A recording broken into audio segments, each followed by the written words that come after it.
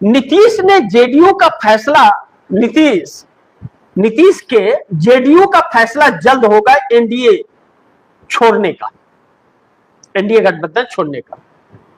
यह बात क्यों कही जा रही है? इसलिए नहीं कि नीतीश मोदी सरकार गिराना चाहते हैं कि सरकार बनाना चाहते हैं। सरकार तो नहीं बन पाएगी। अब यह सरकार गिरी भी तो सरकार बनना इतना आसान नहीं होगा, क्योंकि ममता खत्म हो चुकी है। 234 जो सांसद इंडिया गठबंधन के पास थे अब कहां हैं? जब नहीं है तो सरकार कैसे बनेगी? सवाल ही नहीं उठता है। लेकिन सरकार गिर के मध्यवर्ती चुनाव में जा सकती है, तो क्या मध्यवर्ती चुनाव में जाएगी तो निष्पक्ष चुनाव होगा?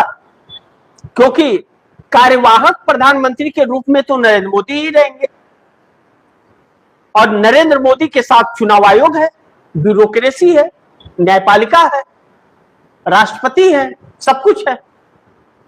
तो कैसे होगा? ऐसे में नीतीश कुमार के तरफ से आज ऐलान हुआ है, कार्यकारी अध्यक्ष संजय झा ने ऐलान किया है कि जेडीयू से 1 करोड़ लोग 6 महीने के अंदर जुड़े हैं। बिहार में भाजपा से बहुत आगे निकल गई है जेडीयू।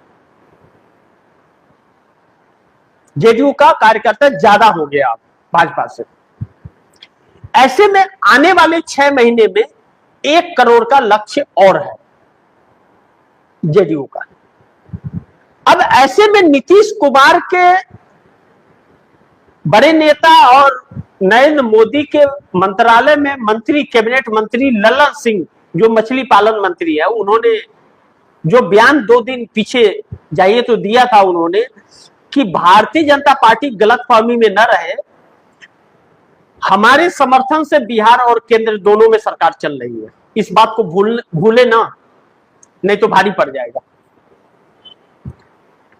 और आज सम्राट चौधरी सरकार और राउडी देवी के बीच में जो मकान खाली कराने को लेकर के बात थी और कसाकसी चल गई थी, बीच में नीतीश कुमार आकर के खड़े हो गए बचाने के लिए। अब ऐसे में नीतीश कुमार भारतीय जनता पार्टी के खिलाफ यह सब काम कर रहे हैं। बयान मोदी के खिलाफ जा रहा है। इसका मतलब कि नीतीश कुमार किसी बड़े प्लान पर काम कर रहे हैं, और नीतीश कुमार के मंत्री, कैबिनेट मंत्री एक ही मंत्री हैं जो ललन सिंह, और ललन सिंह भारतीय जनता पार्टी के खिलाफ ऐसा बयान दे रहे हैं। तो आने वाले दिन में क्या ललन सिंह भी मंत्री पद से इस्तीफा देंगे? यह भी एक अहम सवाल उठ खड़ा हुआ है। क्या नीतीश कुमार जिस तरह से फैसले ले रहे हैं और सरकार के आड़े आ रहे हैं, एनडीए छोड़ करके विपक्ष के साथ सरकार बनाएंगे बिहार के अंदर, और फिर वैसे ही एक करने की कोशिश करेंगे? इसी बात पर मुहर लगाया जा रहा है, इसी बात पर चर्चा तेज हो गई है। अब ऐसे में नीतीश कुमार अचानक जेडीयू के दफ्तर पहुंचते हैं, छापा मारते हैं, और उनके बेटे निशांत कुमार गायब रहते हैं, और फोन करके बुलाया जाता है, डपट दिया जाता है कि लापरवाही मंजूर नहीं। यानी कि नीतीश कुमार अपने असली तेवर में आ गए।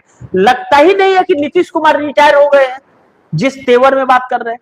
लेकिन एक अचंभव सी बात है कि जो नीतीश कुमार की पार्टी पूरी तरह से मोदी की और शाह की गोद में बैठ गई थी, वह अचानक इतने तेवर में कैसे आ गई, और भाजपा के खिलाफ कैसे बयान दे रही है, और भाजपा के खिलाफ कैसे खड़ी हो जा रही है, विपक्ष के साथ खड़ी हो जा रही है। जो यह चीजें नरेंद्र मोदी के लिए बड़ी मुश्किलें बढ़ाने वाली हैं। यह शुरुआत है। तो जो दूसरे का घर तोड़ता है उसका भी घर टूटता है। अन्नामलाई भी उदाहरण है, और नीतीश कुमार की पार्टी की तरफ से यह जो बयान आ रहे हैं यह भी उदाहरण है।